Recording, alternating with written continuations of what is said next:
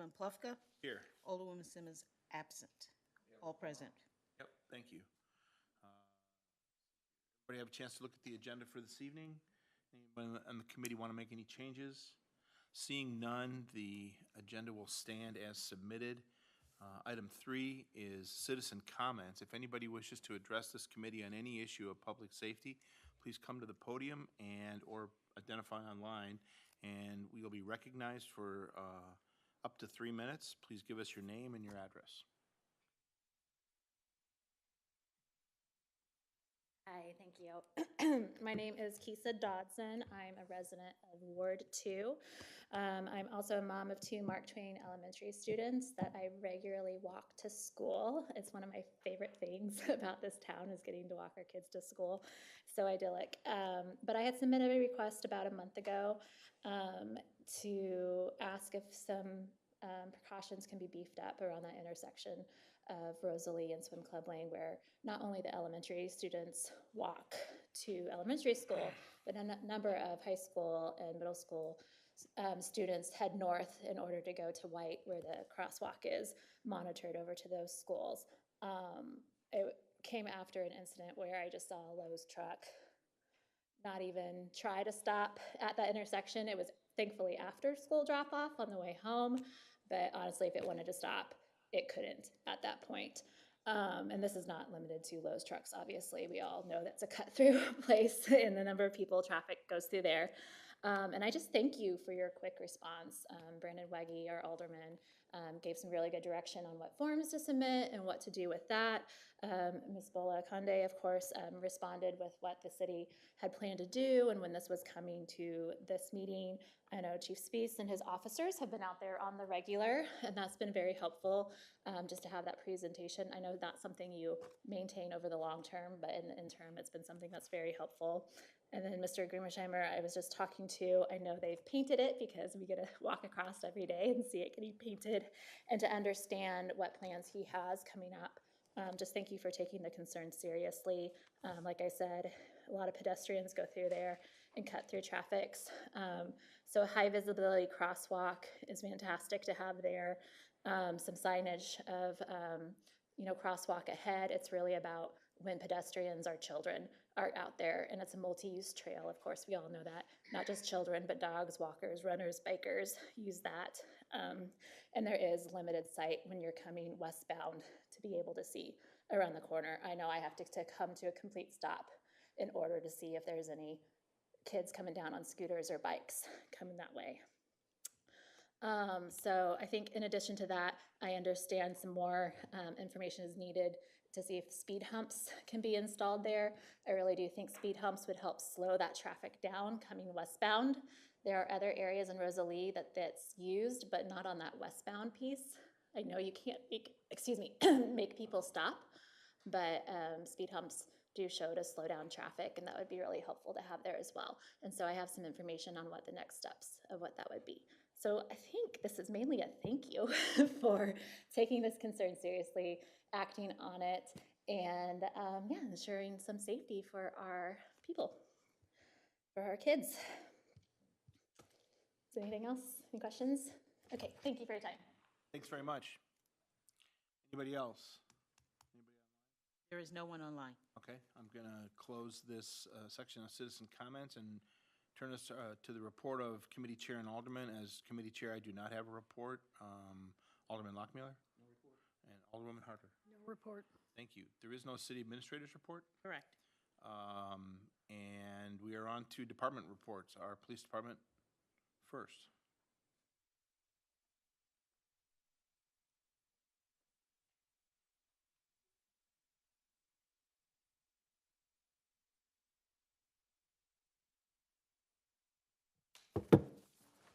Good evening. Start off with our typical crime report. I'm not going to share. Thank you. In case I need it. For October of 2024, we continue to see some really outstanding results for crime in the Brentwood area. In October, we've had 2 car-related crimes at night. One of which was hit on a flak hit. The officers were able to locate car. The guy tried to run. They had an accident on McKnight Road. He was taken into custody and charged for being for driving that stolen car. The other one was the other nighttime crime incident that we had was a car that was stolen in Ladue, and then came over to York Village, went through a couple cars, and that car later got recovered in North St. Louis. So the detectives are still looking at investigating that backside of the two incidents that happened in Brentwood. The date on that last one was 10/6, so that was a couple weeks ago. The flock system currently is up to 131 hits. We just got done installing another one along Manchester Road near Brentwood Boulevard. It's going to face north off of Manchester. And then the 10th one, we're still looking for a location, potentially somewhere in the somewhere near the police station. We think might be a good spot. So we're looking at that 10th location still and working our way through that. During this time in the last 2 weeks, we started a traffic detail in response to traffic complaints that are ongoing. So London Brown, Officer Brown has been doing the traffic. He's, I think, up to 53 or 52 summonses in 2 weeks.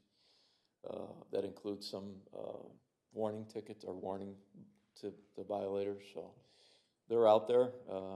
Dedicating an officer to do this detail honestly is difficult for us because of the limited number of officers that we have available to do everything that we try to do to protect the city. So, but so far it's worked out well. So we hope to continue it and going forward. So he's working the day watch typically from 7 a.m. to 3 p.m. And the goal there was to try and hit some of the school-related complaints that we're getting in the neighborhoods, and then do speeding complaints that we get later in the afternoon. High school, he's been hitting high school a lot. That was one of our most recent ones. So several of the tickets have come along high school. As I think most of you know, Sergeant Ben Drexel has requested a disability retirement effective November 30th. We had a meeting with the police and fire pension last week.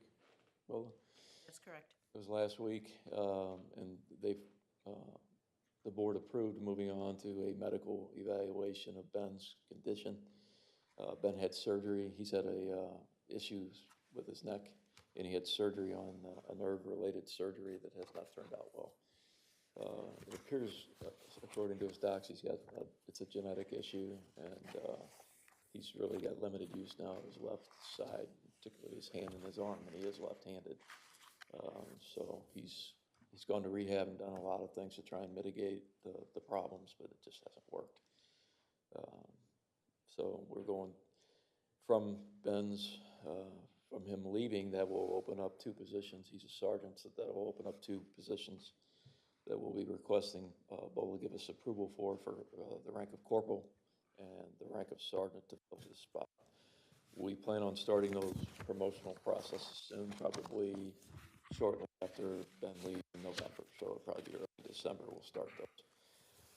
And on a related note on that, I think I've shared with you enough that it's very difficult to find people to hire now. Quality applicants are a challenge for all police departments. So we have that challenge again. So we are getting ready to post the job, and hopefully we'll have some quality people to put in for it. The board authorized about 2 years ago to send people through the police academy, if that's the option that we need to go, and that is an open option for us. The issue with that is it's about a 6-month journey through the academy. You have to wait until there's a class that starts, and then you have about a 6-month period to get out of the academy, and then you have 3 or 4 months on the street before you're actually considered one of our officers. They go through a 4-month training period. So my point is that it puts us down an officer for almost a year if we go that route. So we'll see who puts in, and in January. Hopefully, we'll be able to make that decision. I think that's all I had. If anybody had any questions, I'd be happy to answer anything that you have. I have one. When we last went into the academy and did that, didn't we have an officer that was there as an instructor who had been a Brentwood police officer, or was? We did have somebody that was doing the instruction, but the academy that the person was in was a different academy. Oh, I see. Lang was at the county. T.J. Lockena came out of the Eastern. And I guess the reason I'm asking it, does that make it, without knowing the person as they're just starting in their educational, starting to be trained to be a police officer, it's got to be more difficult to try to predict who's going to be somebody you really want to go after and who might not be. Yeah, and unfortunately now, it wasn't that long ago that, there'd be 30 people going to a police academy class, and many of them didn't have jobs. So you had the opportunity to watch them go through the academy and then kind of cherry pick, if you could, the best of the best as they went through it. That's not the case anymore. These folks are all, just like we would do, is if we found a candidate, they would go into and we have been authorized to pay them. So they're actually a Brentwood employee at that point. So there's no cherry picking the good ones anymore, Okay. so to speak. All right. Thank you. Yes, sir.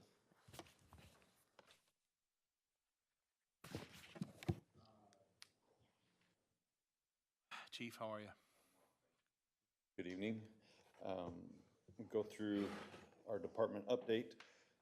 Start with training, and our fall facility trainings are underway. They began last week. A very neat component to the training piece this year is we're getting to demo some technology in these facility trainings that we hope to purchase for the new facility whenever it's completed in Shrewsbury. And it's they're like panels, almost like a TV type panel that shows flame, but they can accept the flow of water into it. And so you're fighting a digital fire with actual water. And so they're doing demonstrations with that right now. There's a company kind of hitting the nation with this technology. And so you can accomplish several tasks at that training without literally lighting a fire. So I don't know, curious to hear the feedback on it, but it is certainly something that we have our eye on to deploy at the new facility. Regarding the new facility, so I believe it was 2 weeks ago, application was formally made to the city of Shrewsbury for a special use permit for the fire training facility at that site. So the permitting process has began by application. We do have an agreement with Arc Images to design the site and the property. So that's where that project stands as of right now. Equipment update, I wanted to provide this just to bring it to your attention for equipment replacement for future years for an ambulance. We've been talking with the ambulance manufacturer who's made our current ambulance. Right now they're showing a 2-year lead time. So to attempts to secure the price, avoid price hikes, and essentially get in line to build an ambulance, it's our intent to bring this forward after the first year. Get some finalized specifications and pricing we'll bring to this Ways and Means. Similar to the fire truck, there's no financial exchange now. It all comes at the delivery of the vehicle. So 2027, that is our goal for ambulance replacement. It doesn't cost you anything to lock in a? They are not, certain manufacturers do, and some manufacturers are not. So we are in the are not manufacturer right now. Okay. Update to some grants that we have out there. So the radio grant that we received, Assistant Chief Bernie and I worked with Motorola and St. Louis County on these radios. There was a lot of back and forth due to St. Louis County's requirements, and we did place the order. Motorola said it would probably take 4 to 6 months for us to receive the equipment, and then we'll have approximately 1 month to have all of it installed. So that project continues to be in process. Good news on the grant application submitted to Department of Health and Senior Services. Last Friday, we received an email back from Department of Health and Senior Services indicating our application had moved to the review/approval stage, their words. So I thought that was great news. So we will report back just as soon as we hear. That was right at $100,000 grant. Our hiring process, very similar to Chief Spees. We do have a current opening. We do anticipate another opening in January, at least one. And we have completed our application process, interviews, testing. And we have it narrowed down to one candidate, and we hope to extend a conditional offer in the next week or two. But that candidate is in the Fire Academy, and they finished the Fire Academy the week before Christmas. So we're looking at a January hire because he's not able to take off for testing for, physical, his pre-employment physical or the psych exam. So probably looking at a January start date for that spot. And then we're going to have to start the process over. Tried to do it during the holidays before, not successful. We'll probably start a new process in January as well. I know I touched on the firefighter critical illness pool last evening. I thought this was some good information that was shared at the annual meeting. And the state legislature approved a mental health component to this trust. And not only did they approve to cover PTSD and other mental health illnesses, they funded it with $6 million grant. So that the trust now has over $12 million sitting in it to provide and deliver services to firefighters and EMS personnel. So that is just tremendous for this trust. Also, the numbers of participants continues to increase pretty rapidly at this point. Like I said, they will be over 5,000 members after the first of the year. The Kansas City Fire Department is bringing their personnel on board, so it's going to jump the numbers significantly. And our rates stayed the same moving into 2025, and that is $165 per person per year that we pay. Hurricane Helene, I want to touch on this briefly. Number one, the priority being to thank one of our members who deployed to North Carolina due to the hurricane and the damage and destruction. Missouri Task Force, I've spoken with several of the members. They returned on Friday. They did some remarkable work from completing actual rescues in the first week and then numerous recoveries afterwards. So Missouri personnel put in a lot of effort over there helping these people.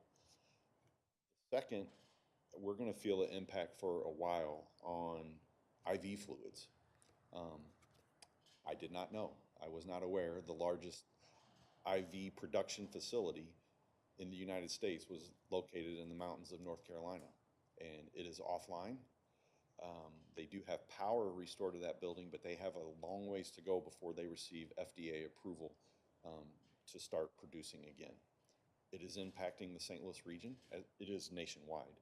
So the FDA has opened up imports, allowing IV fluids to come in internationally, and they are extending some expiration dates on the fluids. So we have approximately 1 month stock in-house right now. Our medical officer feels confident where we stand, but we're watching this. It's not going to improve for the rest of this calendar year, and we're just going to monitor this. So, just a follow-up on some work our fire marshal continues to perform, and that's a situation we ran into with the parking structures at numerous facilities in Brentwood.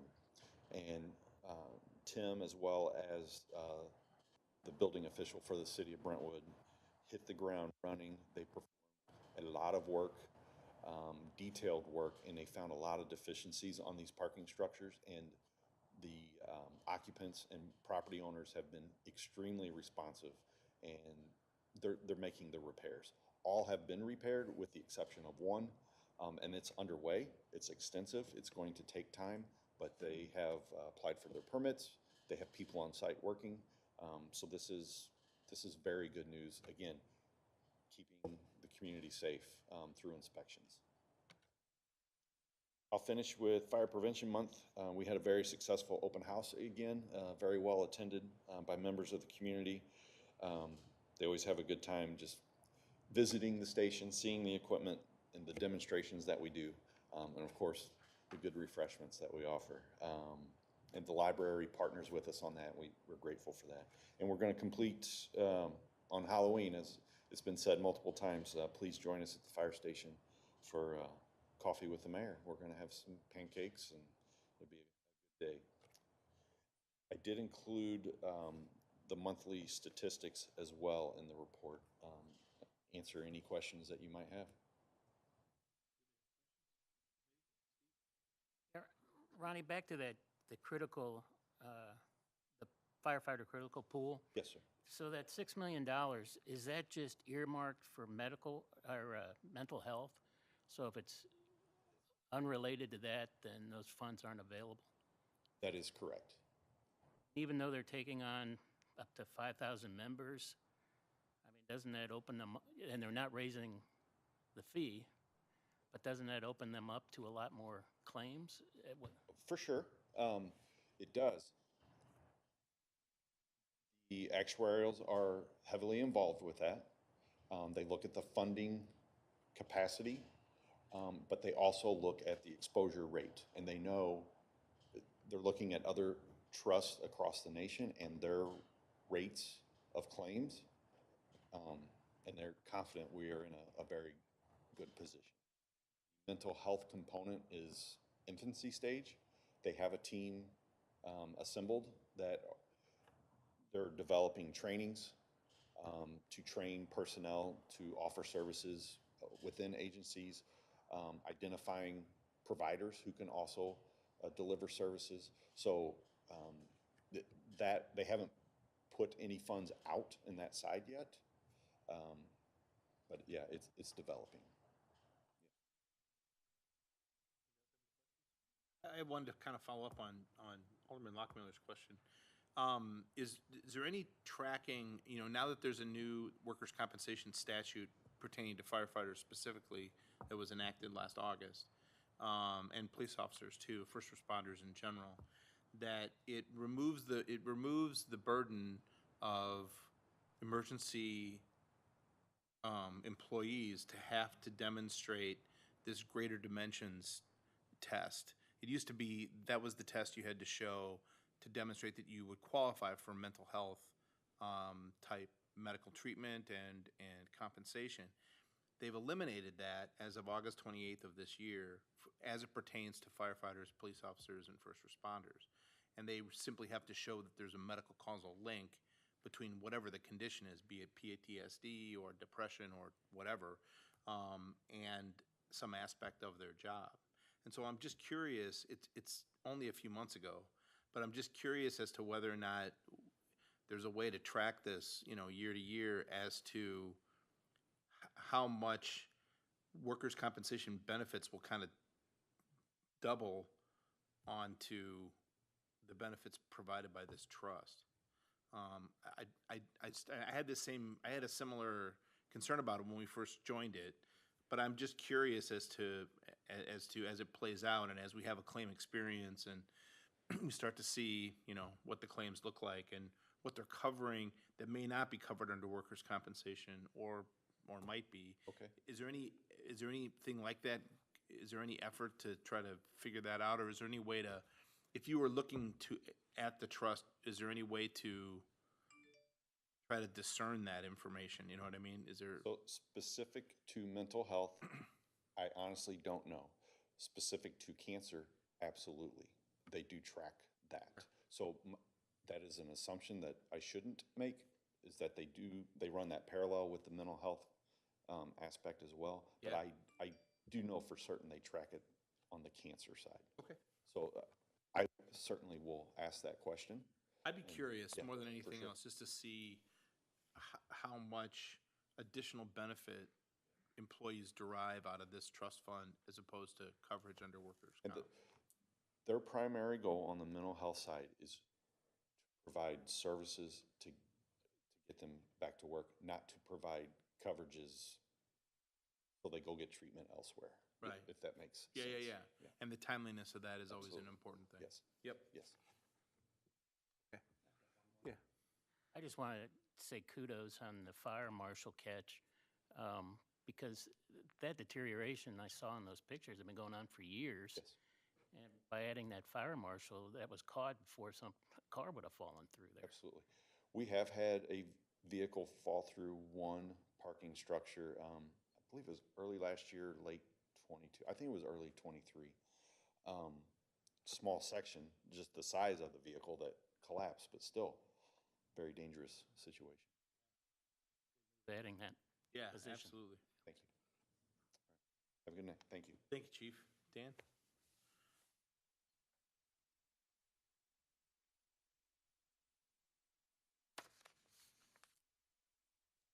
Okay, have a bunch of project updates for you. Regarding the Brentwood Boulevard Union Pacific area, we did meet on the 22nd, so some updates for that would be on the critical path. We still need Ameren to provide power to those signals, which they've been alerted to, so it's just a matter of them scheduling it. And then there's a 55-foot mast arm on that southwest corner that ships out. It's supposed to be this Friday. So assuming that that comes, I know that the contractor said he only needs a day to mount it and tie the wires together. And then you would need power to the whole signal area. What that would mean, if that all goes according to schedule, would be the county DOT would come in on November 12th and do their testing because they want to make sure everything works before they have it put in service for their signals. And then the week after that, so the 19th and 20th would be UP Railroad. So UP would tie their stuff to the traffic lights so that everything's integrated. So whenever a train trips the signal, the arms come down for the train and then the light turns to red. So in a perfect world, if everything falls into place by the 20th, that would be operational. So hopefully right before Thanksgiving, and then they can remove all the shrouds and stuff that they have covering the lights, and everything would be from then on just cycling as normal. Switching gears to Lewis Avenue, we did cut out the disturbed area. That's where there was a sewer lateral, like just north of the Circle K. There was a sewer lateral that had failed on the private side, but also the MSD trunk line. So MSD did their repairs. We've got that called in and scheduled for Monday. We'll pour the concrete, leave about 2 inches out, and then come back that same week and put asphalt down, and that'll take care of that. Park Ridge Avenue, I just put that on there. It was on the last one. There's some property limits that had to be added to the drawing for 2217 Park Ridge. It was resubmitted to MSD. We're just waiting for them for the approval.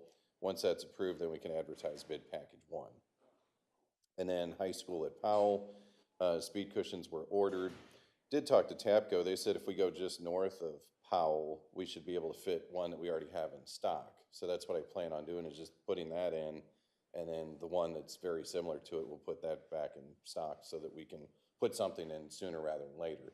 If we go south of Powell, the roadway widens, you'd have to have like one extra section is what they told us. So you're gonna have 3 gaps instead of just 2. And I said, well, I'll just do it on the north side, and then we'll take measurements and see how it changed the traffic volume and speeds and all that.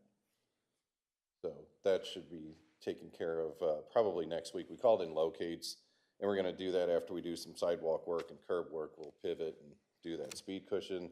And then what isn't on the list but was spoken about at the citizen comments, Rosalie at Swim Club. So we did do painting improvements. You know, traditionally you got 2 parallel bars, which would be your crosswalk. So we added rectangular features between those bars to create like a ladder effect. So, just the rectangles themselves, it's referred to as continental, and I said, well, rather than try to burn off the parallel ones, we'll just fit the rectangles in there. Whenever we paint it later, we'll probably just go with straight rectangles.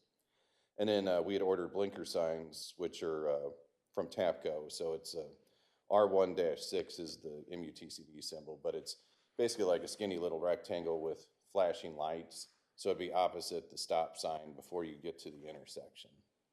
So the goal with that is that it's flashing all the time, alerting you that there's a crosswalk there and not necessarily one like you'd see on Manchester where you push a button. Just because I thought, well, our kid's going to know to push the button. I can put it on a timer, or I can put it on where it's like a dusted on sensor where it's flashing. But I think that would be better just because it would alert you all the time of the intersection. And then that's pretty much it, unless you have any questions. I have a couple. So to follow up, one of the comments had to do with the possibility or whether there would be any efficacy to having speed humps in the area of that crosswalk as well. Yeah, we haven't done any data collection in the area, but we can. Do you need direction from either this committee or from city to do that, or is that something you can do No, based we on the can charge complaint one that up she? and Okay. pop one on her. I know Ms. Dotson already supplied the form. We just need to get the signatures to follow the protocol, which I can send her an example of one that's already been completed. But you're supposed to have 2/3 of the signatures so that if the data proves out and the signatures, it's not just one person, but multiple, we bring it back to this panel, and then if it warrants it, then we would put them in. And then that's kind of why I wanted to order some more, just because if it does warrant it, I don't want to have to wait another 6 weeks. Talking about in terms of, okay, terrific. Yes, to just give an example, it's easier. Okay, terrific, good. And then the other question I had is, you're probably already taking care of this, but there's that remaining limb at York and that light in York Village. There's a remaining limb on Oh, the yeah, west side. I'll check with the arborist, because, yeah, I'm not sure. I know I made it. Whether you thought it was okay to cut that limb or not. Yeah, because I know it's definitely blocking it because I pulled the data, you can use a smartphone, and I pulled the data and it shows like graphically where it's not getting as much solar power as like the ones to the south of it. Yeah, yeah. The one, and there's one. It did work there's when one I to the went north. out there because I There's stood one- around. There's one to the north that works really well too. Right. Yeah. Yeah, and those, like, if you look at the little graph, it shows like each day of when it supplied power and when it kicked on, and those were fine, but that one was like half the kilowatt power that the others were. Okay. So it's got to be because of that. I don't think it's battery related. Okay, So, yeah, I'll ask him. thank you. Okay. Along the lines of the speed cushions, are you stockpiling those, or do you just buy them as needed, or? I like to have just one set there, so if we use a set like on high school, then we wouldn't have one in stock. I'd like to at least have one, because during COVID, my goodness, I think we waited probably 16 weeks for a set. The ones I'm getting fit up to like about a 30-foot wide street. You can space them a little bit closer to the curbs, but keep the gap so that it fits the pumper truck. I know I've had requests for at least 2 more. I've instructed people on how to apply for at least 2 more, so. They did raise the price, I've noticed, because I went back through the file, so now they're about $5,200 for a complete set with shipping, and maybe about a year and a half ago, they were like $3,800. But, I don't want to try to find another vendor per se, because we know how to put these in, and they've held up well, because the one over on Pine closest to Hatton, that's going on 5 years old. 2025 streets budget. We always keep money in there under 6530, I believe, that subcategory. So, yeah, there's at least 5,000 that you could pull from. If you did like 4 or 5 of them, then I don't think so. It would require an amendment. What's been the rate of deployment at this point? Has it been about 1 or 2 I think we have a year? like 6 in total now. I'd have to sit down. I know we've got a spreadsheet that lists them. And it goes back to 2020? I thought 19 was when we did the pilot on Pine at Hatton. Then that one was successful. Then Rosalie, then 2 more on Pine, then another one on Pine. So there's like 4 on Pine as you're going west of Brentwood Boulevard. And then Madge, and then, Lives on Pine? yeah, Eulalie. Yeah. That's the other one. Yeah. Yeah. So that's pretty much it. Okay, thank you very much. Thanks. Thanks, Dan. The next is our consent agenda, and consists of one item, the meeting minutes from the meeting in September, on September 4th. Has anybody had a chance to review the meeting? Are there any redactions or additions they want to make? Hearing none, the agenda, meeting minutes, well, actually, can I get a motion to approve the consent agenda? Moved and seconded. Is there any further discussion? By acclamation, all those in favor of approving the consent agenda, say aye. Aye. Aye. Any opposed? Thank you. We have no old business. Under new business, we have 4 items. 3, I think, involve no. Do all 4 of them involve the police? All right.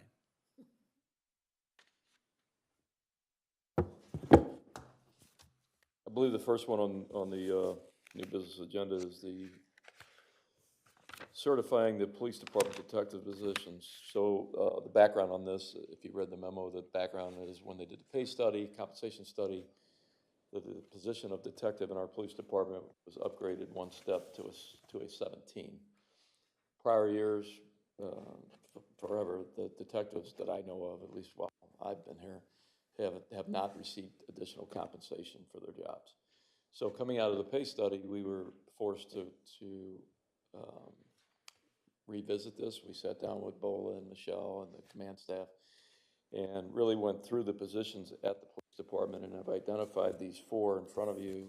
We have our 2 traditional police department positions as detectives, but the 2 positions that we are asking that you consider that we also make part of the bureau are the retail detective and the mental health liaison position. I'd like to talk about that just for a second. Officer Jamie Clark is in that position currently, and as you may recall, the board authorized an additional officer to work the retail areas for the police department a couple of years ago, and it's worked out very well. Jamie, and before her, Alex Wilcox, have created a very strong relationship between the police department and our retail areas.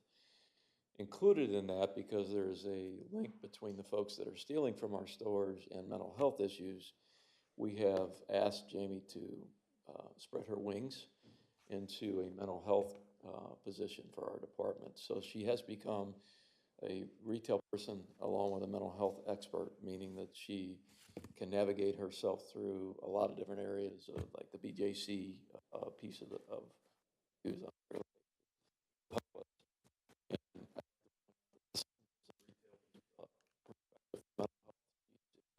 doing it too.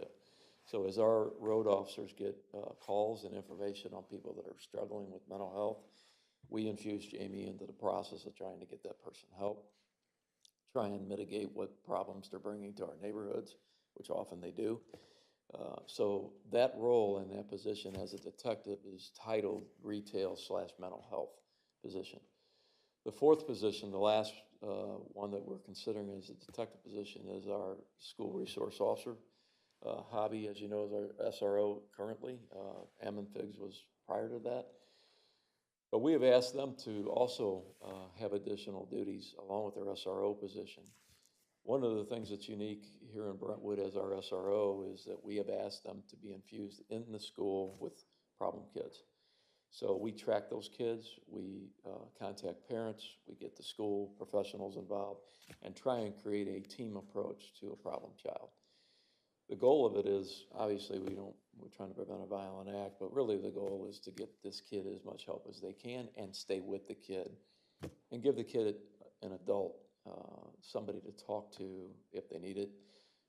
So that all transitions for us into that SRO position being a juvenile detective.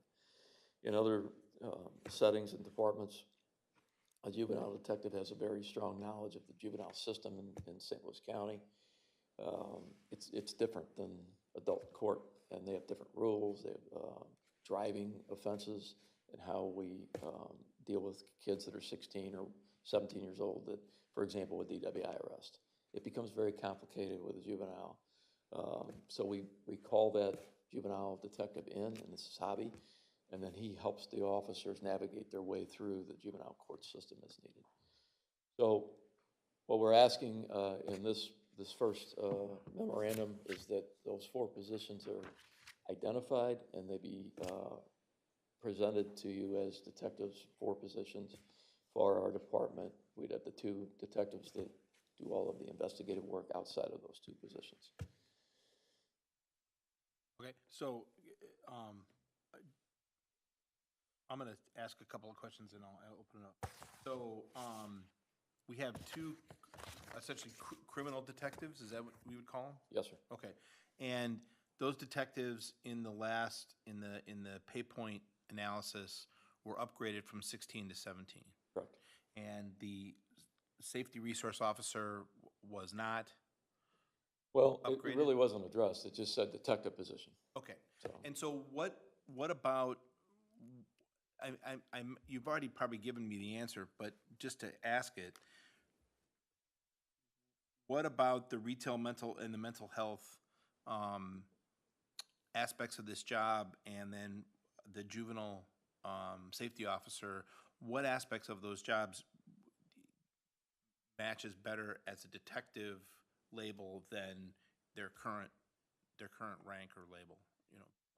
So just as an example, the retail position, to take that, to give you an example, it involves doing search warrant preparations, executing warrants, a lot of interviews with suspects. Yesterday, I think you're aware that Jamie Clark was injured during an arrest. That's an example of an investigative action that she took on a sex offense case that she investigated and then went and made an arrest. So both of them are being thrown into those investigative roles. We've sent them to extensive training on interview techniques and different things. So that's the scope of their jobs and is within that definition of the detective positions. So you already mentioned this already, but the retail mental health, did that officer have to go out and acquire that additional education, the mental health education? Absolutely. Yeah. How was she able to accomplish that? Going to online classes for law enforcement. So Jamie's been to several in the last couple of years. And she has really, she's creating an area of expertise there that's been real helpful for us. Without mentioning names, I think you guys know there's been some high-profile mental health crisis people in Brentwood the last couple of years. She did an outstanding job on one of those cases. Talk to her, she will tell you a lot of the direction that she headed in that was a lot of the training supported her in trying to figure out how to do that, how to get to the point where she could build a case, write a very good police report, and present it to the court to have the end result of what you saw happen with this particular 2 people in Brentwood. More than what would normally be called upon by an officer that is just simply apprehending somebody or Right. placing them in custody. And honestly, I would tell you, and that's why we created that position and forced Jamie to get into this, is that we have those challenges in Brentwood fairly frequently, and it's very difficult for the street officers to navigate their way through it. It becomes a situation where they get to a certain point and it stops. What we were looking for was a carry, and we were looking for her to be infused in the process. And as it pertains to the safety resource officer,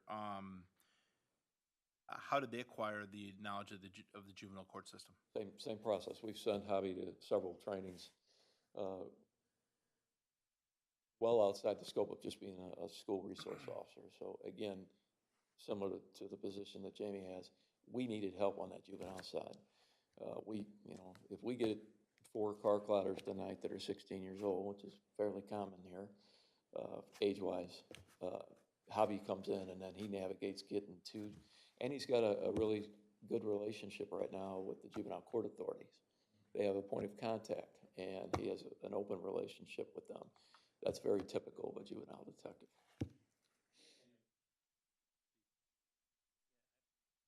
Years I've been sitting here and dealing with some of the incidents we've had in the past with the mental health situation in our ward. I mean, I always felt sorry for the officer that had to go and try to take on that experience when people are not willing to do what you want them to do because they think they're fine, off their meds, and having somebody that really knows how to handle that situation, has maybe the connections to get them help, I think would be a big asset. It has been. in that. As far as the, I guess with the SRO officer, that kind of started out when we put that in position in play, kind of just as a liaison between the police and the, Yeah, it was, you know, back then, there was a lot of the intention was just to have a guy with a gun to stop something bad that was happening. And when you study school shootings, there was the potential for that position to be expanded and really take a wider interest in the protection of the school in many different ways. One of them was, when you look at school shootings, law enforcement's ability to infuse themselves into the kid prior to it happening can really diffuse it, can really provide an opportunity for this kid to have options. And so that's what we were drilling into this SRO spot in Brentwood. And that's coming online now in other places. I think we were a bit ahead of the game on that. And I'll just tell you the truth, we're proud of that. That was something that we brought to Brentwood. That wasn't a thing when we got it to Brentwood. The thing was stick a guy with a gun in the school and everything will be okay. And it could have been so much better. And it is now. It's getting better. taking this further is because, one, he's dealing with juveniles. I mean, instead of just handing this over to one of your other detectives, he builds that relationship with the juveniles as well as the court system and specialize in that realm. He does, and again, there's multiple things that we are training them to do, and here's another one. When you have a juvenile that's the victim of a crime, especially a sex crime, how he's being trained and how do you interview, how do you, and he's very personable with these kids, so sometimes that's a real challenge for law enforcement when you have a young victim. So you have to be trained, you have to have the expertise and knowledge to go in and know how to interact with that child, to be able to get information from them, but at the same time not scare them. So I'm just curious, as to his workday, when school's out, what does he do? During the summer, what does that position do? well, he will be in the bureau now, so he'll work out of our detective bureau. During the summer, usually what we see out of our SROs, they typically don't take their leave, their vacation time during school. Sometimes they'll take some, but they try and stay in school. So they'll do the same thing as the schools do and take that couple months off in the summer. So they, not just Hobby, all of them tend to be using their leave in the summer more. So they're really not around a whole lot in the summer. Any juveniles you come in contact with beyond just the school? That's exactly what he's doing. He's doing that now. I mean, again, if we have a case that's the victim's a juvenile or suspects that are juveniles, he's called in and he provides expertise on how to get the best case, how to get the juvenile officer to accept the kid, and that's, pick up the phone and say, those kind of things that we get very frustrated about, he's helping us with those. Chief Spees, have you shared the interaction with the new school superintendent and some of the things Sure. you all have done? So we have a recent training with the new school superintendent and probably about 10 or 12 people for staff. It was about future events. And we've been doing active shooter training and trying to train our kids over the last few years. But Amy, the new person for the school. AC's cutting out.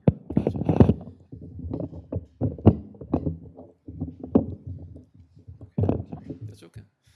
She's very interested in doing it, and we have additional tabletops coming with them. So she's very engaged, and she seems like a really neat person. So I think the relationship there will be very good going forward. Are you looking for, on each of these 4 items, a recommendation from this committee to the full board? So it would look something like, or sound something like, we recommend that the full board consider reclassifying these 2 positions into the Detective Bureau? Right. Okay. I would look for that motion at this time.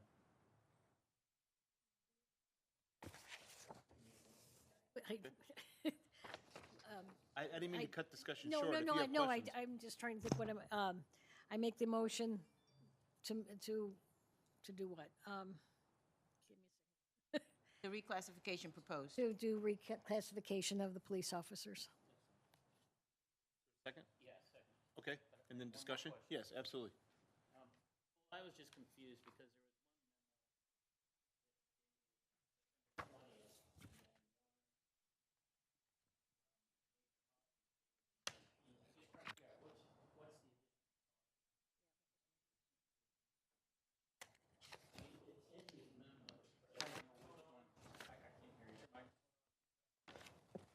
I'm wanting to know what the difference in these two memos as far as the cost of this recommend. So the cost that is shown by Tangela, the HR manager, would be the cost you would go with. So we're modeling the increases, because it would be effective this year. So we're modeling it into the current budget, so that would be an amendment, and then we would build it into the '25 budget. So to your question, let me click on this. Where it's saying they're going from the U16 to U17, that difference. I think total salary impact is 60807. Got to be more than that.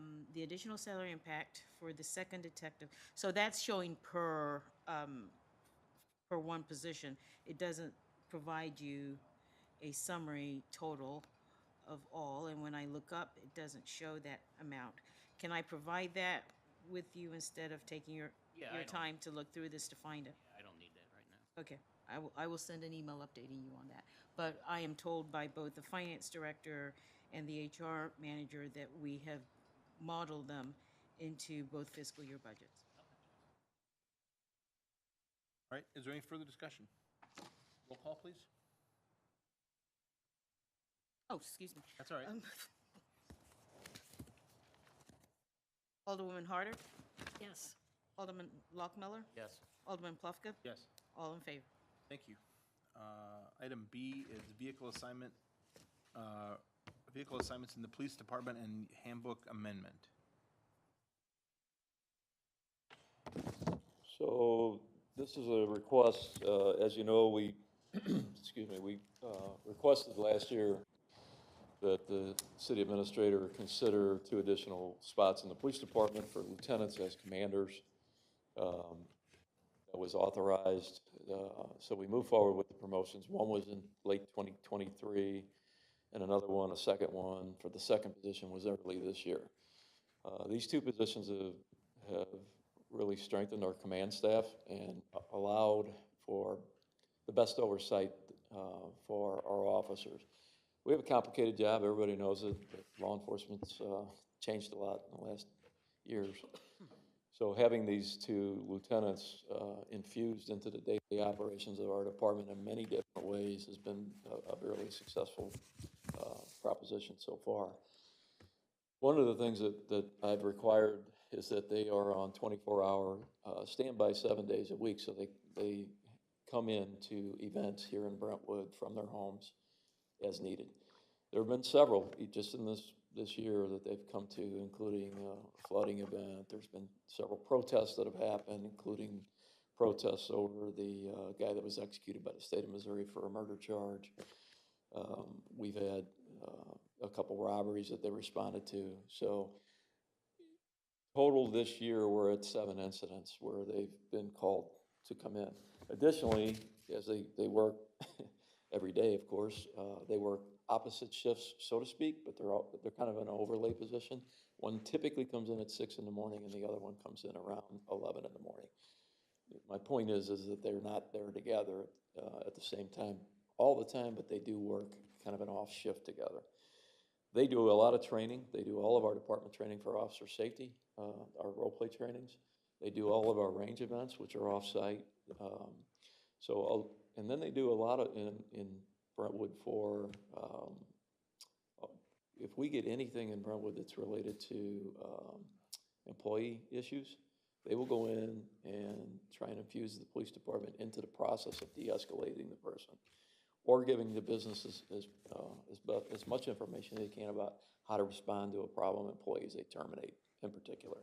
So they're doing that. They're also doing site evaluations for safety and security for schools, for businesses and things. We have challenged them in a lot of different ways to do a lot of different things while they continue to respond to calls and provide the kind of leadership that we expect out of them to our policemen. That's the role and the mission of that job. Joe and Josh have really adopted to it well, and I think they're doing a good job with it. So it comes to the issue that's in front of you, and that is what we requested. We looked at the handbook, and Bo and I had this discussion. The handbook, in section 512, I think it is, says that the fire department, the chief and the assistant chief, the majors and the chief and the police department are eligible for a take-home vehicle. So in this position, these guys are responsible for coming from home when they have to, and they use these cars on a regular basis to do training and other things. So the request is that the handbook be amended and adjusted so that we would consider these command positions and consider the lieutenant position for a take-home car as commanders in the police department. As Bo and I talked our way through it, that's kind of what she thought needed to be done here. So that's what you have in front of you. Okay. So is this, I mean, as I was reading about this, if this were to be adopted, the plan would be that they would begin driving home vehicles that are kind of at the end of their work life, right? They are, Currently? right now 2016? they're assigned, like, when they come to work in the morning, they each have, they have their cars. These are command cars that are already been driven by me and the majors, so they're on the backside of the life of the car as a command car. Okay. If that makes sense. So, I guess, is there, and again, we aren't Ways and Means, so this is more a question for Ways and Means than it would be for public safety, but, is there another way to, either, allow them, I mean, do they now, mileage that they put on their own vehicles to and from work because they're on 24-hour call, do those become submittable for reimbursement, that They would mileage? be. No, and it's, obviously, if we do have an incident that they need to come in for getting to the scene, I can give you an example. 2018, when we had a police shooting, getting to that scene expeditiously was very important for a lot of different reasons. So you're talking about lights and So having the emergency equipment coming from wherever they live to the scene of anything here in Brentwood, and you say, well, it doesn't happen often. No, it doesn't. But when it does, it's important. And so it's going to sound like I'm being facetious, but I'm not. I grew up on shows like Starsky and Hutch, okay? And so what I remember about that was they were driving the Gran Torino until they got a call, and then a red light was put on the dashboard, and that was all they had. And I'm just curious if there is, since technology has taken some steps since 1970, whatever that was, are there portable light kits or things like that? Well, those cars they have light kits. Oh, they do. Okay. Yeah, the police cars are equipped with lights and siren. They were prior command cars. They're what I mean is their own Oh, vehicles. you could never do that. Oh, There's a lot of reasons you can't do that. Most of them are rooted in Missouri state law on traffic. okay. That means what that Well, was. for fear of abuse or something, or for Potentially. okay. That doesn't authorize you to speed either, just because you throw a red light. Right. I get your theory there, though. Yeah. Okay. So I'm assuming that the public safety issue here is mostly one of efficiency. Yes, sir. Okay. Are there any other questions from the? Yeah, what happens, and you said these cars are at the end of the lifetime. So let's say they last 2 years. Will you be asking for 2 more new cars in 2 years? I mean, supposedly, or Yeah, something? there's usually just give you an example, the vehicle that the city provides to me right now is coming up on 45,000 miles. So in 2 years, it'll be, it'll still be a good car. That would Go to likely go to them the and you get a lieutenant. new- Yes, ma'am. okay. Right. Okay. Car. I mean, They're basically. happy with whatever they All right, get yeah, now. but, okay. So currently, do the majors drive Yes. cars home as well? Yes. So there would be a pool of potentially, I get three or four cars, I guess, at any one time. And so could part of I know I was listening to Nancy in this chair yesterday, trying to talk about developing policy, just going forward, just to try to develop, So is there any way that in addition to changing the handbook in the way that we've described, that we could somehow put in there that these would be cars that would have, would not be, yeah, I mean, I don't know how to say it necessarily, but yeah, absolutely. How many vehicles do we have? We have 16 vehicles, and then we have a UTV that was a asset forfeiture purchase, and then the K-9 car that was done with the police foundation folks. Okay, There's a total of 18 in the police department. Correct, yeah. But it's included in the list of vehicles for the PD. well, I'm just trying to figure out, when you come in the morning or during the day, how many cars do you need for a shift? So, And with people that are just there from 9 to 5 or whatever. and accept this if you wish or not, we've always got one car dead, always. I mean, it's usually two. When I came in this morning, we had two cars that were down for service, and I mean extended periods of time for service. One was getting an engine put in it, the other was being decommissioned, which means once that process starts, that car's gone. And it goes up and sits on the lot after probably 6, 8 weeks of being taken apart, where they take all the stuff out of it. Then it goes sits on a lot until Dan's folks get around to doing a MyGov sale, when it's sold. But that means we're down that car for that extended period of time. So this morning, when I got to work this morning, that was the case. We had two cars down, one sitting on the lot being decommissioned. So that puts us at 14 cars. I'm trying to get an answer to your question. The command staff is 5 cars. So between the 2 lieutenants, 2 majors, and me, we have 5.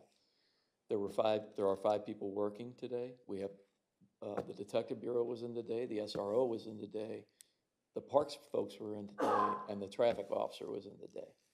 So at 10:45, I went out to my car this morning, and London Brown said, hey, the computer went down in his car, and I don't have another car to drive. There were no cars on the lot. That's what we go through every day with the cars we have right now. Cars that the lieutenants would get. It is, yeah. To your question, Josh was working today, and so was Joe. So they each have a car, and they're out running around doing their job. They need a car to do what they do too. So yeah, I give you that snapshot because that's with 16 cars. That's really now that night watch, we're fine because we don't have all the staff, command staff, and detectives, all those folks, SRO. Night watch is not an issue. We have plenty of cars for nights. It's the day watch that presents this challenge for us. And under our current policy, those 2 cars should be really gone and sold already. Eventually, yes. Yes, they would eventually be sold. Yeah. Now 2 cars plus. Right. So the grant cars that are coming in that we're holding, we have 2 Tahoes that were bought with the grant. They're coming. They're almost ready. So we have 2 cars in the fleet though that are old. They're going for those. So we have been at 16 for quite a while. To answer your question, I think that's what you're asking is. I'm The trying to 2 figure. Tahoes are not going to add to that. No, they're decommissioned. That's one of the cars I told you was on the lot being decommissioned. Right. There are patrol cars that are advanced age that are going for those 2 Tahoes. But if we can stay at 16 vehicles, it's manageable for us. Anything lower than There's that. a possibility that we're adding another car for the traffic control. Right, through the asset forfeiture request. That would loosen up one of the command cars for Well, it would provide us with an extra car as needed. something's down. Yeah, I mean, and there are days where folks come in, like, they have court. Well, they don't want to drive their personal car to court because they have to pay to park and all the other things, so they'll take a marked car down there for court. Training, we got a lot of folks that go to training outside of Brentwood, St. Louis County Police Academy in particular. So rather than drive their personal cars there, they typically come in and grab a police car and then they'll drive. So it's a shuffle. It's just a shuffle every day. And there are plenty of days where folks come out, officers come out. 2 days ago was Mike Collins from the parks. I don't have a car. Okay. You're on a bike today, Mike, grab the bike, go to the park. You know, that's where we are. And that's the truth. So, Nine pickup truck, just pretty much yeah, sole use. correct. Yeah. Yeah, the canine pickup truck is solely for the use of the officer that has the dog.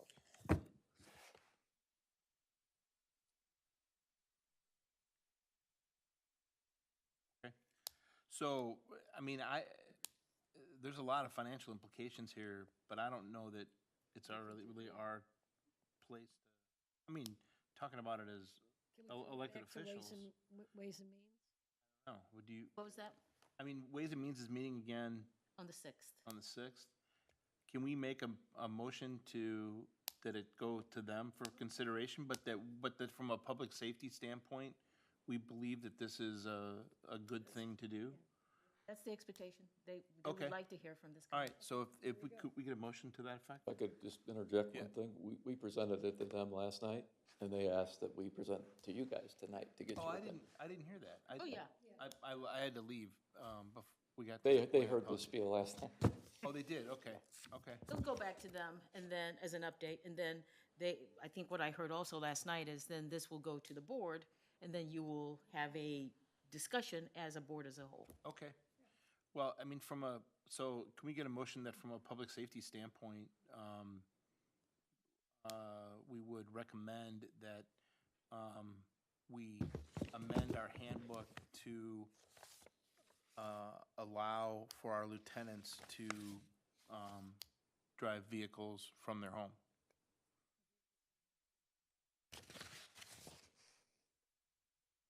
Okay, all right. Yeah. Is there a second?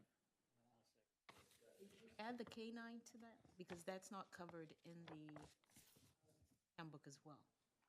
Because that's a take-home car, isn't it, for the K-9 Yeah, officer? that one's gotta be. Yeah, He's gotta take his dog in. Yeah, but, well, so we don't have to bring it back. I don't know, do we have to?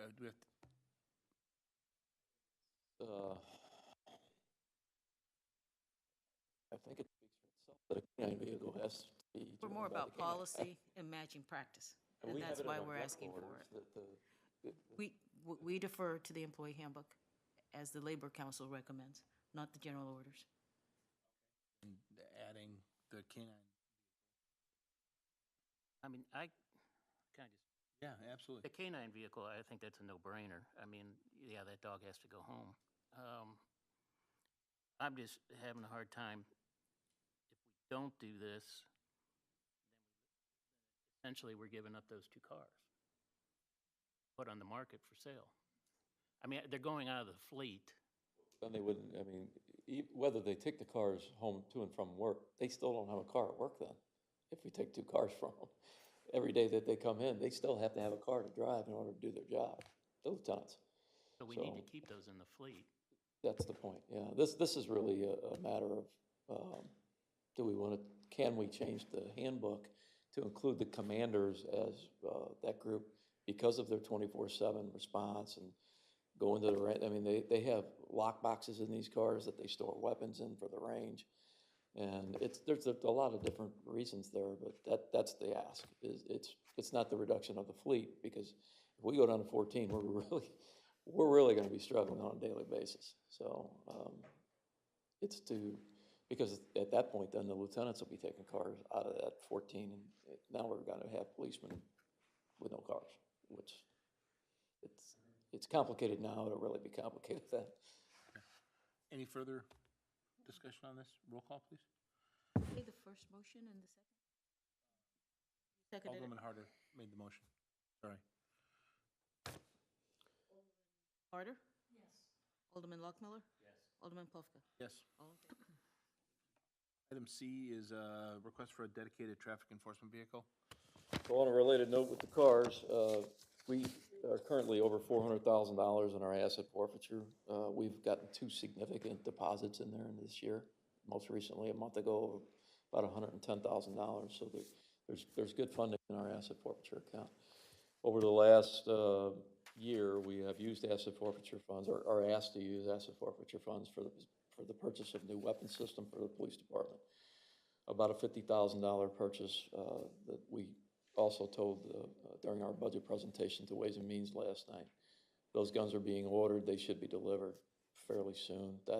So that purchase of a new weapon system is coming through asset forfeiture. Also, the upgrade to the kitchen, we asked that through asset forfeiture. That was approved. However, we couldn't put it in. It's kind of complicated. It has to be put in by a contractor, not Public Works. So we also did a gym upgrade with equipment for our gym through asset forfeiture. So this is in a line of things that we're asking for that augments what we're doing in the police department. The reason for the traffic car is that when London comes in to do traffic on a daily basis, we would like to keep this program if possible. Things change because as a small department, we have to kind of move on the fly at times. When there's a fire going somewhere else, we have to adjust. But we would like to keep him in a traffic car as much as possible. In order to do that, we're asking for the asset forfeiture expenditure for a vehicle. Last night at Ways and Means, there was a considerable conversation about whether an electric vehicle or a gas-powered vehicle would be appropriate. Just to relate what I said last night to you all, we don't really have a skin in the game on an electric vehicle.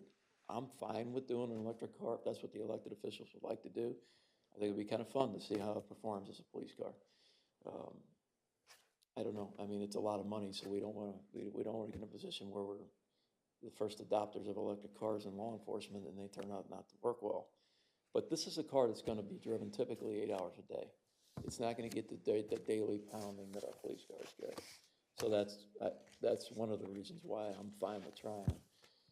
If we wanted to or needed to, we could charge the car over at the rec center. They have a charging center, so there wouldn't, there's no reason why we couldn't take it over there on a daily basis and charge it.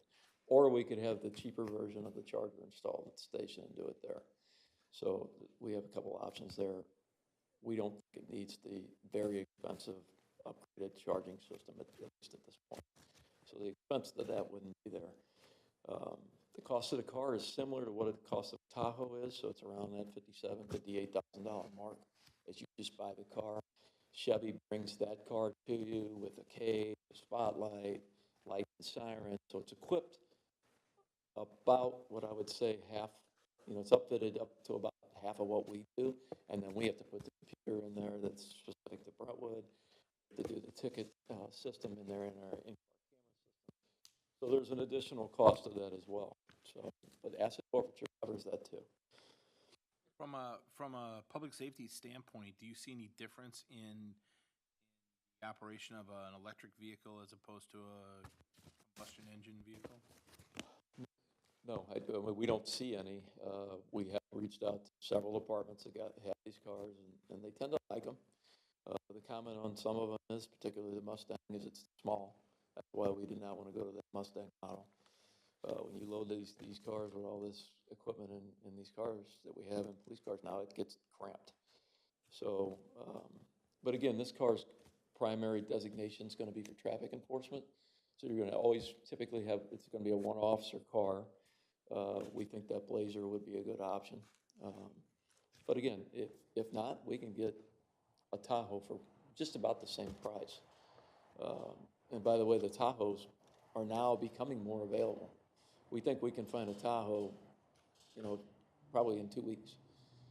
So, Are we no longer in the DEA program that would allow us to receive asset forfeiture funds? the detectives came out of DEA, I think, in 16.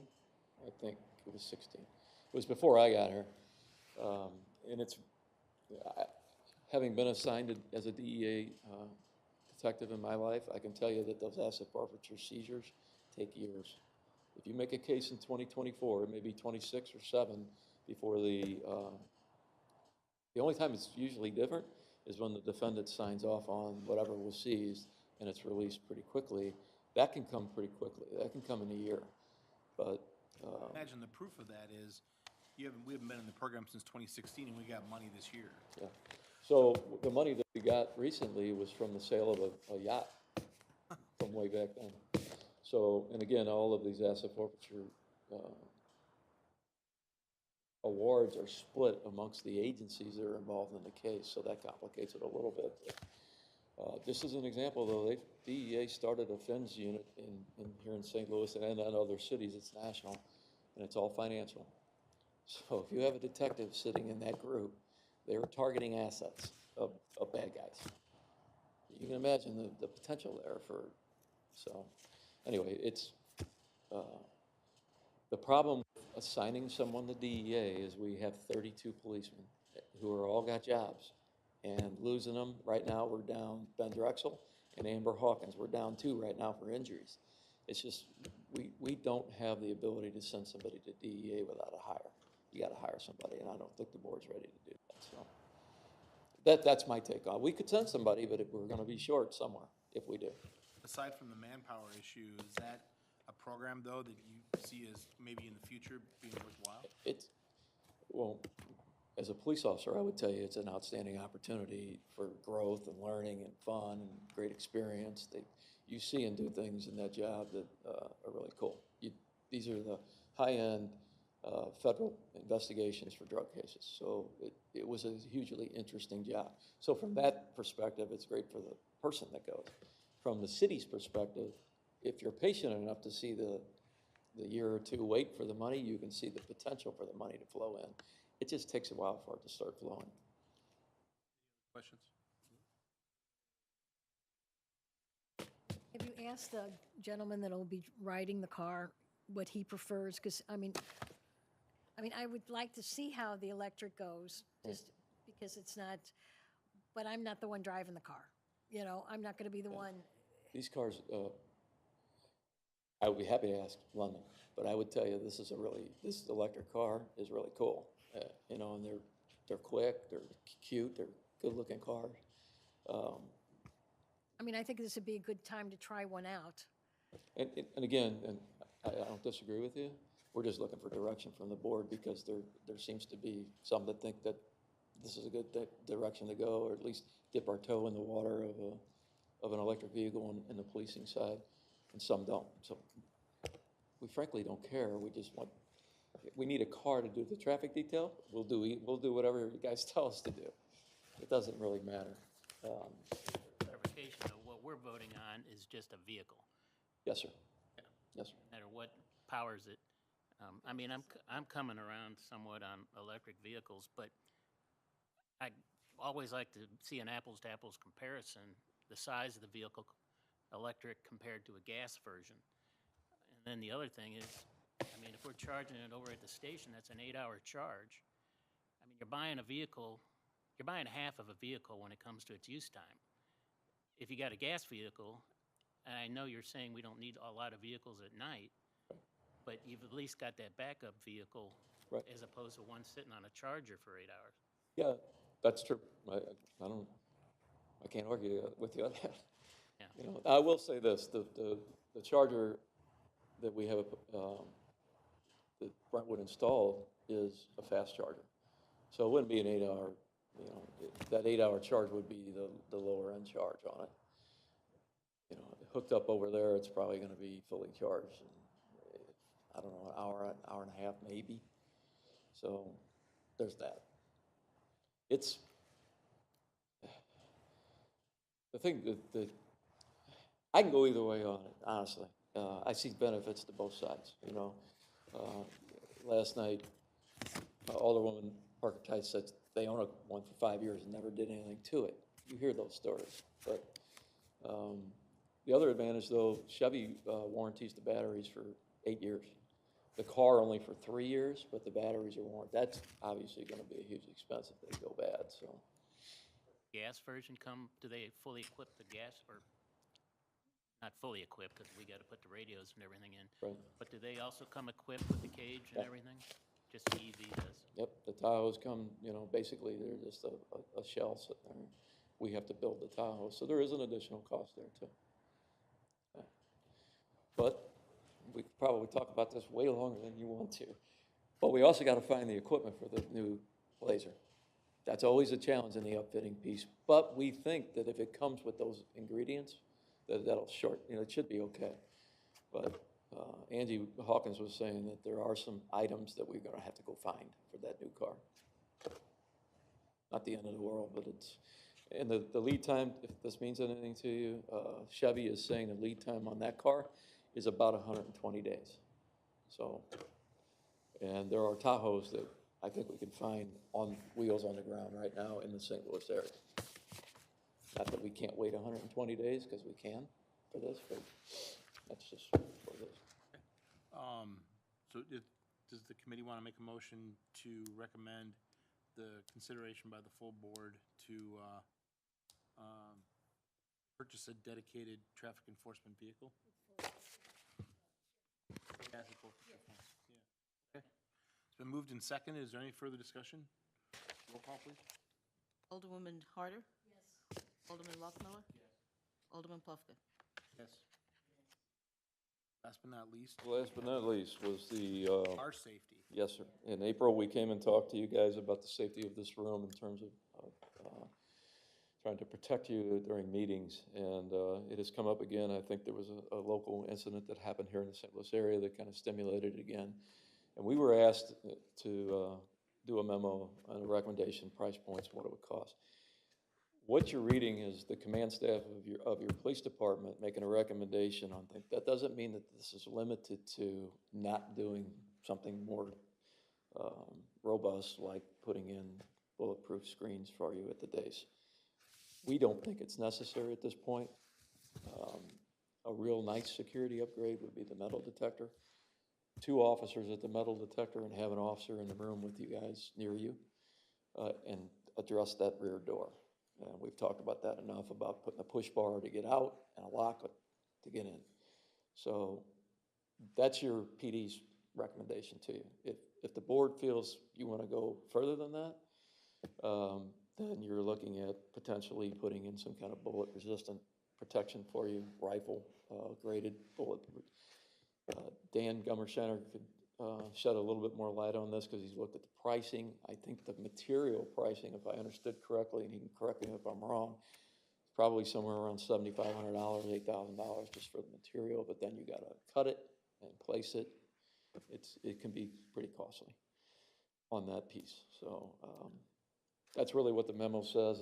It's making a consideration for a metal detector. The other piece of that, however, is that we need 3 policemen here instead of 2. As you know, we typically have 2 uniformed officers here for our meetings. We cannot put 1 officer at the metal detector while they're doing that. It's just not safe because that'll be the flashpoint. If there's a problem person coming into the meeting, it's going to be there, and we need 2 policemen there, which would leave you all with nobody in here. The other factor is there are people that are streaming to our meetings and they don't necessarily show up on time, so they may show up half hour late. We can't just, I guess an option is we lock them out there and try and buzz them in somehow, or we keep that metal detector active and open during the meeting. That would be my recommendation too, if you go this route. And again, that requires 3 officers. I think it's really important to have one up here with you. He or she has a scope of this room. They're looking at what you're looking at, and we are looking at equipping that officer with a little bit upgraded potential firepower to protect you. So I think that piece is really important too. You're getting these new guns with the red dot thing. Okay. I mean, personally, I feel very safe here, especially with the 1 police officer. I just, unless you can move this, what is it? The Metal detector? metal detector, if you can move it to maybe the high school for high school games or you know, easily. I personally, I feel safe with just the police officer here. Do you have a wand that you could use if you see anyone that There is a wand. They're not nearly as effective as going through the metal detector. they know there's a wand? We can do that. I mean, that's just my, with going through all the school shootings and things like that. I mean, here I feel very safe, especially with the police officers. Right. Does the city have a wand in We inventory? wand for court. We do have a wand. Okay. And it's potentially, we can do that, you know. I will tell you, I mean, other than The door, $2,500 to yeah. the door, do you,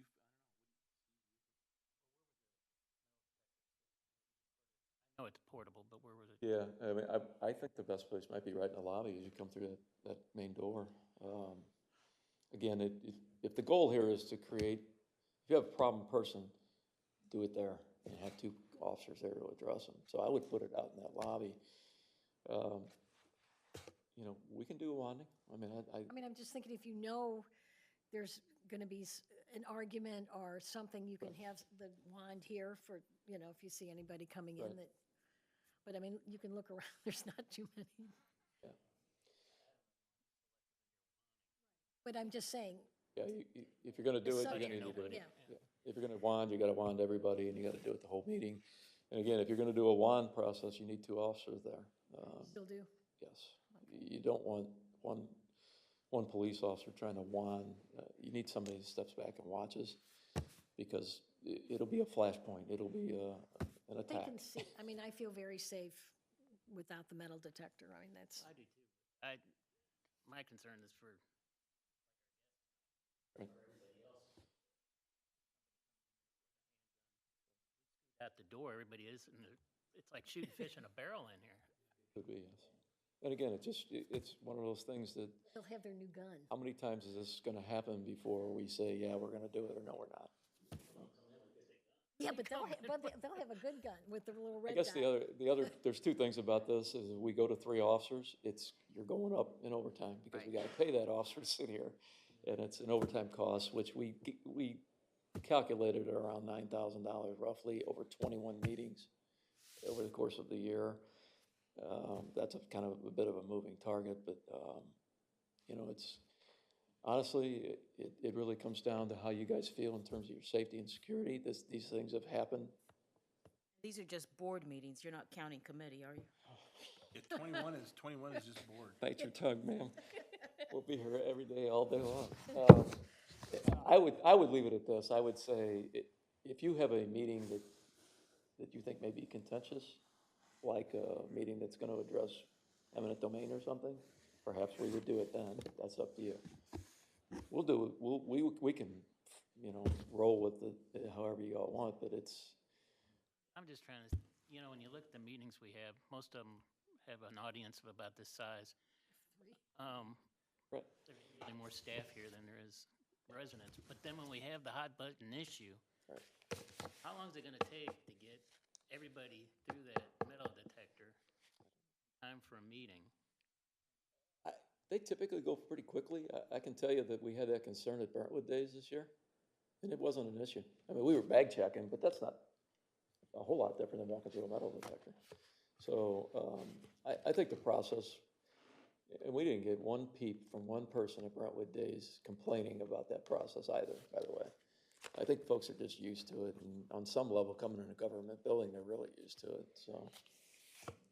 Yeah, so, again, this is a topic to me, we'd be happy to embrace it and do it for you, but it's really a decision that you guys gotta make on whether or not you think it's worth the cost to it.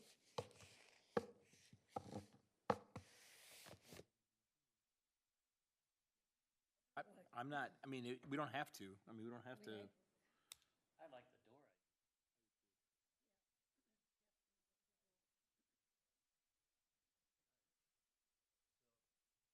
How much was the door? 2,500? I think Dan said about 2,500, I think is what he, okay, yeah. All right, I'll make a motion that we secure the door. Where does that go, Bola? That door. Oh, that one to the hallway? Yeah, secure the Secure the- finance department door? Yeah, exit do door. whatever equipment change needs to be done to that door, to the finance area.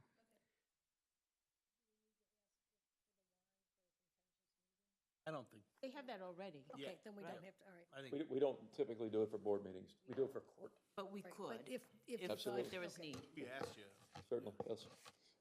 Yeah, if you can give us a couple day lead time so we can Sure. make sure we get somebody there. Yes, we could do that. Second, Okay, it's been moved and seconded. Is there any further discussion? Call, please. Alderwoman Harder? Yes. Alderman Lockmiller? Yes. Alderman Plufka? Yes. All in favor?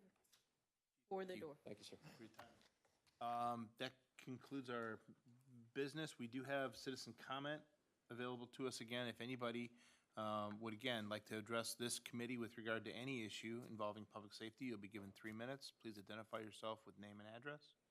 There is an attendee online, but no hands raised. Okay. So seeing nobody moving toward the podium, I'm going to declare the citizen comment closed, and having no further items on the agenda before us, I declare this meeting adjourned. Recording stopped.